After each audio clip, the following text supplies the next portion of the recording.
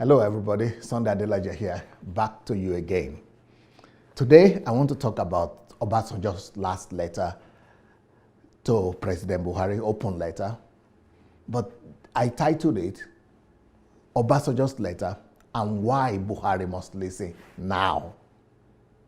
But however, I must start this by talk by saying that I was wrong. I was wrong about Obasanjo this time. I heard about this last letter I wrote, but I just thought that this is Obasanjo again in his style.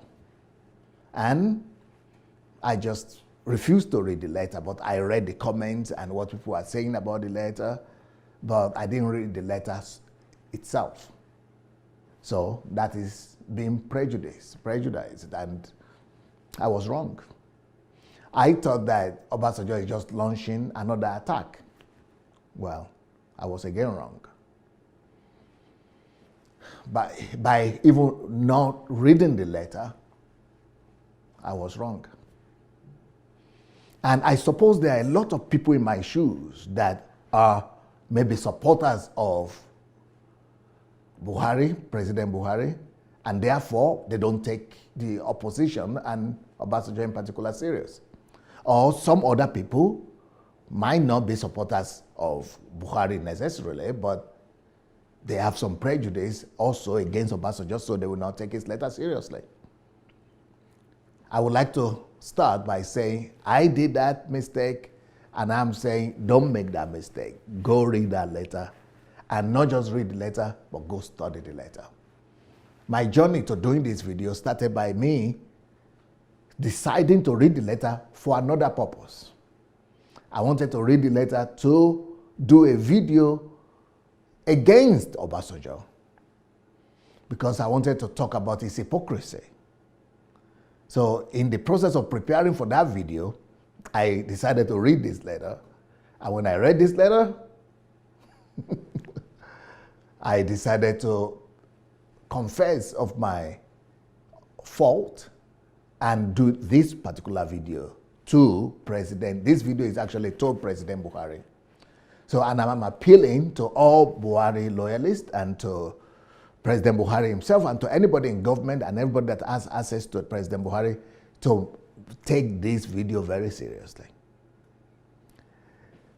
I personally disagree with Obasanjo on many issues. I disagree with him that he went into coalition with Atiku. I disagree with him that he didn't provide electricity for Nigeria after spending 16 billion. So I have my own troubles with Obasanjo. But I guess my greatest challenge with Obasanjo is because he has a vested interest on Nigeria, which is not a bad thing, but he and other generals are treating Nigeria like a personal property. And, yeah, that is one of the things that I have as disagreement with President Obasanjo. But despite all this, I see the need to side with Obasanjo this time. I've always maintained, people who know me know that my allegiance has always been to the truth. I've always maintained that my allegiance, yes, in the words of Isaac Newton, that Socrates is my friend, Plato is my friend, but my greatest friend is the truth. I've always maintained that position. So my allegiance is not to Buhari, it's not to APC, it's not to Osinbajo, it's not to any person, but to the truth. And when I see the truth, I recognize it. Yeah, it's true that I supported President Buhari. When I see him, I see his sincerity, I see his honesty. And I was in Nigeria when he was the head of state, and I saw what he did. So that convinced me to support him even now. But when I see things that is wrong, my allegiance to the truth will not allow me to close my eyes. And I must speak the truth no matter what, and no matter at whose expense? I would like to address President Buhari and his supporters, who always come out with an assault against anybody that says anything against the president or against his policies.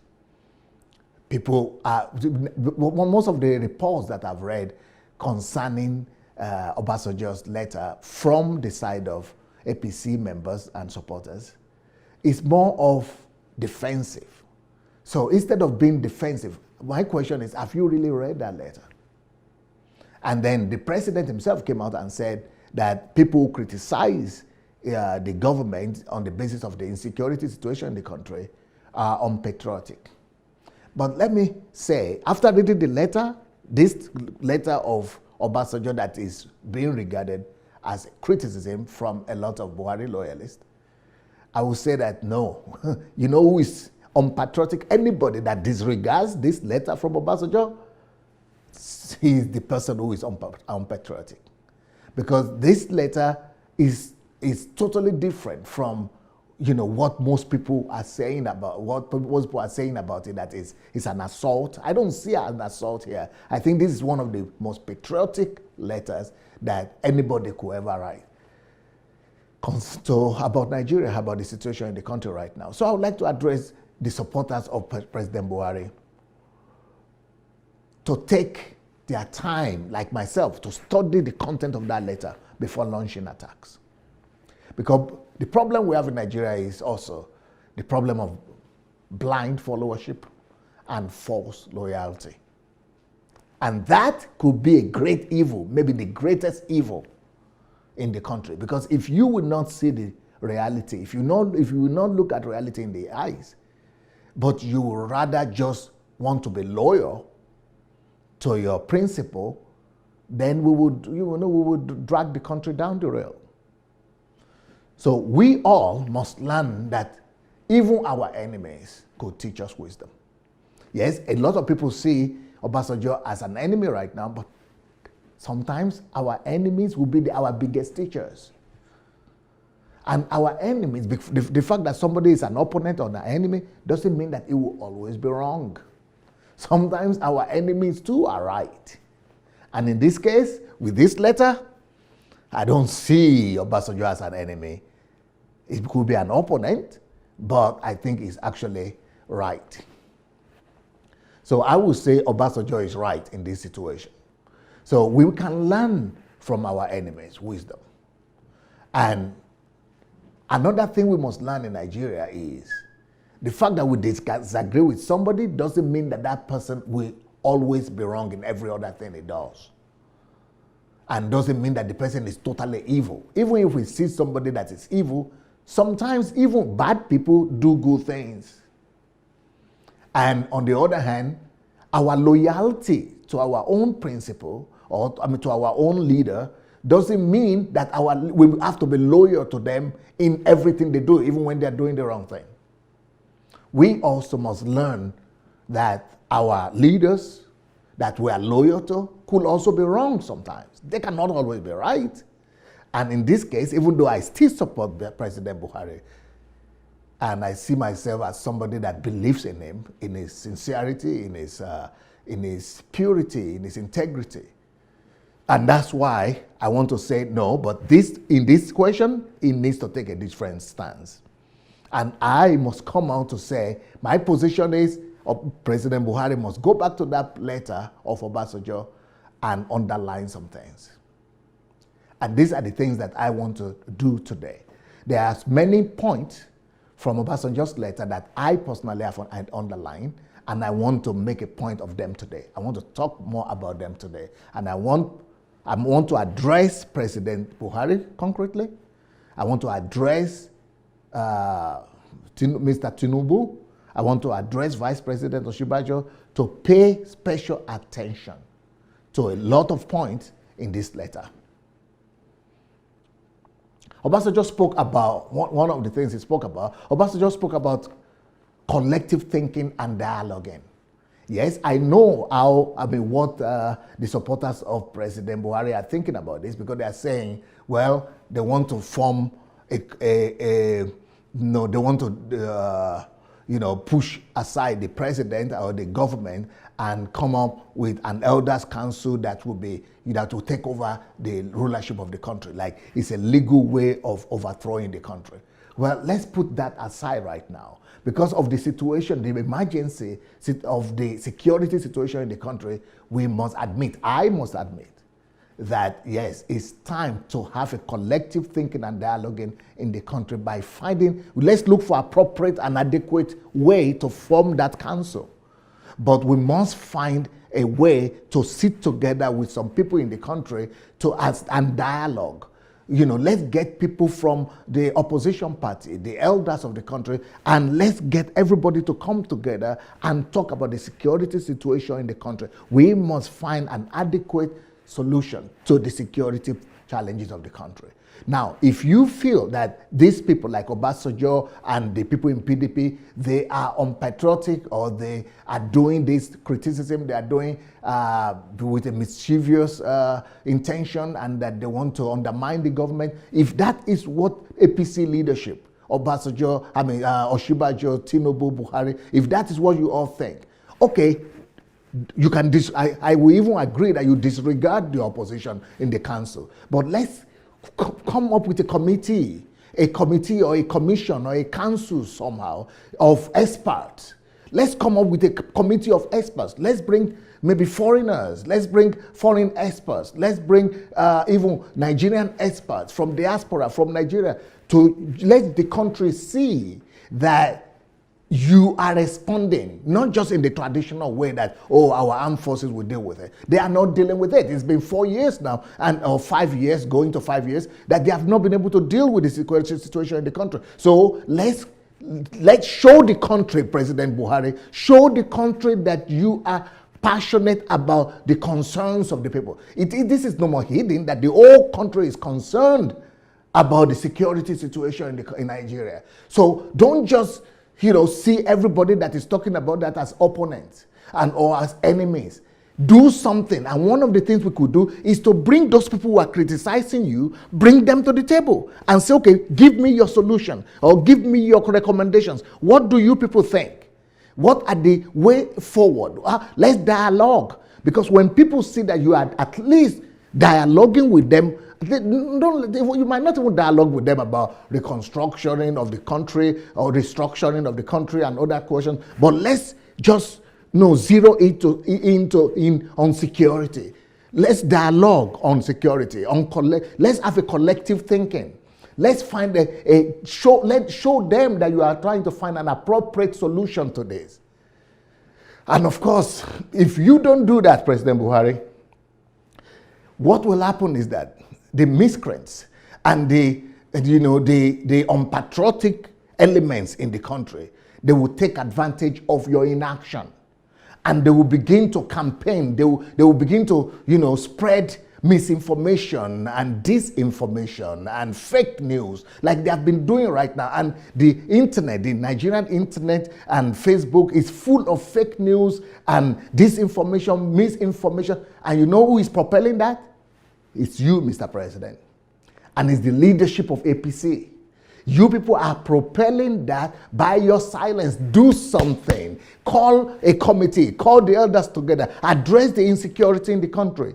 Because otherwise you are fueling all this disagreement. You are fueling this disinformation. So, and part of the most deadly disinformation that's going on right now is that any little crime that happens in Nigeria right now, it is now credited to Fulani S-men. And because you are a Fulani man, and because the S-men have also done some havoc. So if you don't want all that misinterpretation to keep on going, misrepresentation to keep on going on, you need to show the nation that you are hearing them and that you are ready to do something about it. So people are desperate, guys. I mean, Mr. Tinubu, I don't know what to call you, Chief Tinubu or whatever, but please, can't you see the desperation? These are not just opponents or enemies. People are desperate and feel that they cannot have confidence in this government anymore. Don't let us lose all credibility that Mr. Buhari has. Let's tell them and show them that we are capable, that this government is capable of providing adequate security to protect the lives and properties of ordinary Nigerians. People are concerned. This is not IPOB situation right now. This is not OPC. This is not Oduduwa situation. This is a nationwide menace. If we don't address it, we are fueling organizations like IPOD and OPC and Yoruba elders want to do their thing. The Igbo elders want to do. We are fueling disunity and disintegration of the country. So President Buhari, I'm talking to you now as one of your loyal advocates. You know, I've never met you. I've never collected any money from you or from your APC or from any one of you. I've never received any help from you. But I've just believed in your integrity. And because of that, I am talking to you now as a concerned Nigerian in diaspora. Please listen to the cry of desperation of your people. Boko Haram. Let's talk about Boko Haram. I mean, you've said it many times, Mr. President, and your generals have said it many times that Boko Haram is defeated. But now that you see the insecurity around Boko Haram, you know they are not totally defeated. Let's come out and admit it. You cannot be telling the victims who have been killed or the relatives have been killed or maimed or kidnapped or raped or sold into slavery. You will not keep on telling them everything is okay. When they are being raped, when they are being kidnapped, when they are being maimed, when they are being killed. I mean, show concerns. Don't just show concern by saying, oh, well, our military men are trying, or, we are trying to encourage them. No. Do something beyond the ordinary. Do something beyond the ordinary. I mean, get all interested parties, get all the all the stakeholders in the country, get them together. If you don't need them, if you don't want those ones, get experts together, technocrats. I mean, form a committee, a commission somehow to discuss the strategies of resolving the situation in the country, the security situation in the country, so that we don't experience any bombing anymore, so that there are no more destructions and damage in the country. Another thing is, even though I supported President Buhari for the second term, but we still have to also admit that we have problem with unemployment. That unemployment is a national tragedy. We need emergency to be declared against unemployment. We need to declare a national emergency on two things, on unemployment and on illiteracy. How can we compete with the rest of the world when only 50% of Nigeria, less than 60% of Nigerians are even literate? And you want to compete with countries where it's 90%, 99% literacy, 100% literacy, and that even working 2-3 shifts in a day? Our productivity cannot even compare. We don't have human capital, because if people are not literate, there is no human capital to develop. They cannot even be developed to produce anything. And also we have our population, growth rising higher at the higher rate than our economic productivity. So we need to boost our economic productivity by developing our human capital. We need emergency against, about human capital development, against unemployment and against illiteracy. Because all these miscreants that you are talking about, these people that are causing all these bandits that are causing all the mayhem all over the world, is because they are not educated. They are not in schools. The headsmen also need education. And all these Boko Haram people is because they've not been sent to school. That's why Boko Haram easily could recruit them and cause mayhem on the whole country. All of us are reaping the fruit now. We need an emergency. We need to arrest any parent that refuses to send their children to school. All those children that are hawking in the street, you need to decree a law, a quick one, that all the parents that are not sending their children to school, or if they see any children in the school, they must be arrested. Let the National Assembly, respond to this and enact a law or pass a bill to make education compulsory for everybody, and that anybody that doesn't, respond will be punished. Same with unemployment. When people are unemployed, They now are hiding behind the canopy of Fulani S-men, and they are doing banditry, kidnapping, raping, stealing, and all that, doing armed robbery all over the country just because they don't have jobs. So I really want to talk right now to the APC. If you are the ruling party and you are at the helm of affairs in Nigeria, hear the cry of your people. Banditry is killing Nigeria right now, to the extent that the Yorubas used to be the most peaceful. They are maybe not the most peaceful, but they are one of the most peaceful people in Nigeria. They now are saying they are going to raise an army of 1 million people to defend themselves. Banditry is killing, and all over in the middle belt, they have suffered so long, and they have been so quiet. But even now, they are saying that it is the Fulani S-men that are taking over their farm and their land, everything. So, even the president's state, Katsina, everywhere, banditry is taking over. And everybody is blaming it on the Fulani S-men. And eventually on the president. Let's do something urgently. Otherwise, banditry, kidnapping, armed robbery, killing is taking over your country, Mr. President. So please do something urgently. Because the unfortunate situation is that criminality is becoming the order of the day. So please, let's do something. Mr. Tinubu, I speak to you. Have an emergency meeting now. Vice President Oshibajo, you know me. I know you. I know you're a sincere person. Please hear this appeal.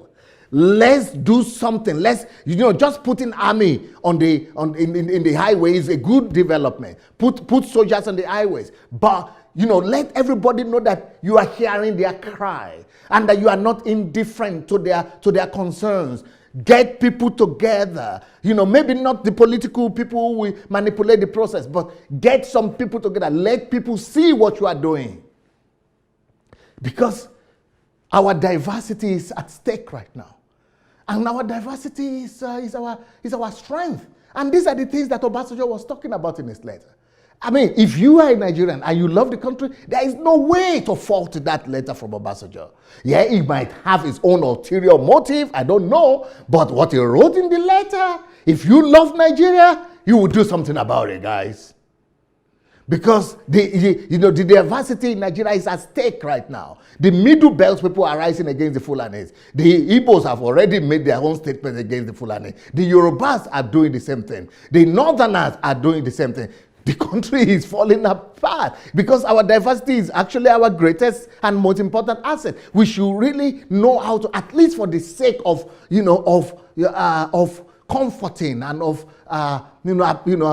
appealing to all the nationalities, all the other regions in the country, that don't worry, we are working.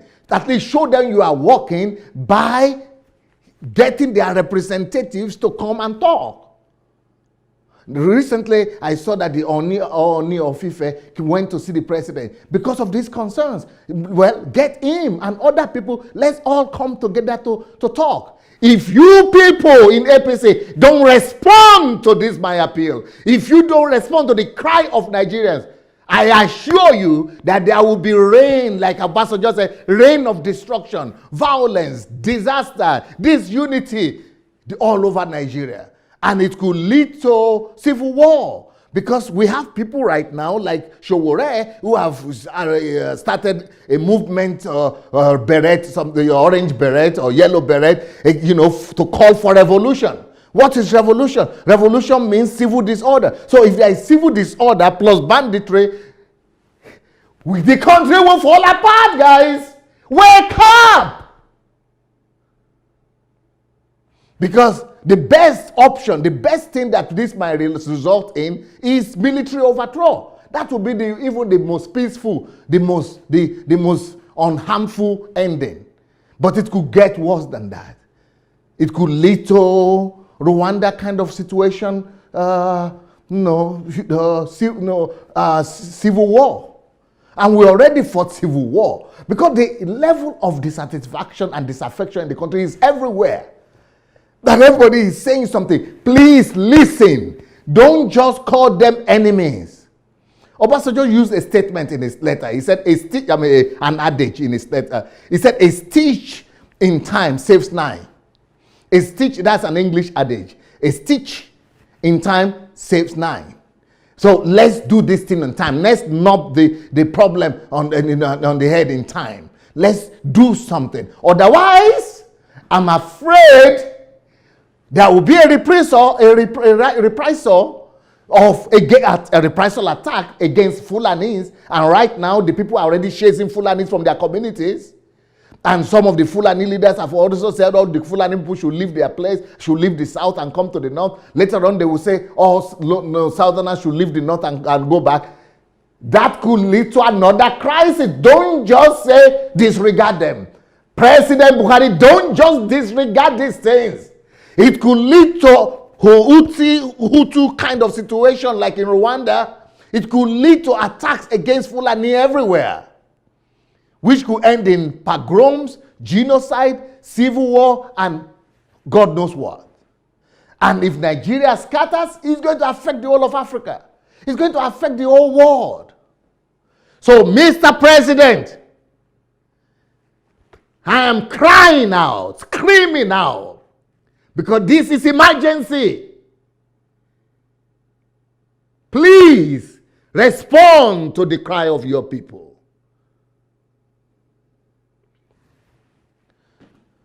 But the president cannot do it alone. Come with a team. Form a security emergency team. Emergency, of course, about insecurity. You were elected on the platform of security. And now insecurity is engulfing the country. But insecurity is not the only challenge we are facing now. Unemployment, illiteracy, poverty. These are the emergency things that the president must respond to right now. Of course, I understand that some people will try to take advantage, but if more people are taking advantage because of your inaction or perceived inaction. I'm sure you are doing things, and I believe in the sincerity of the president, right? But people are not saying enough of your action, and you need to submit the list of the ministers on time and quick. We need to get the economy back on our feet as fast as possible. So because your inaction is leading your political opponents to take advantage of it. The fake news is taking over because of your inaction. Your opponents are taking over because of your inaction. The bandits and miscreants of the society are taking over the country because of your inaction. People with evil intention are taking over because they are not seeing your proactiveness. Please, APC leadership, if President Buhari is not acting, go and act. Make him act. Oshomole, where are you? You are a man of action. Get your party to act. Tinubu, you are respected. Hey, get out and do something about this. For the love of God, church and nation. Peace. Thank you so much for watching our videos. Now, we need to spread this word, and we need to do it together. For that to happen, we need your help. Just 5 little steps that you could help us to spread the word. Number one thing we need you to do is to like the videos. Please go like this video right now. Number 2, if you have not yet subscribed to our channel, please go ahead and subscribe to the channel. Number 3, we need you to press and click on that notification bell. You see the bell? Go press on it. And number 4, we need you to go comment. Write your comment, good or bad. Just write what you feel. Number 5, share on every platform. Share on Instagram, share on Facebook. Just share and spread the word. Thank you so much.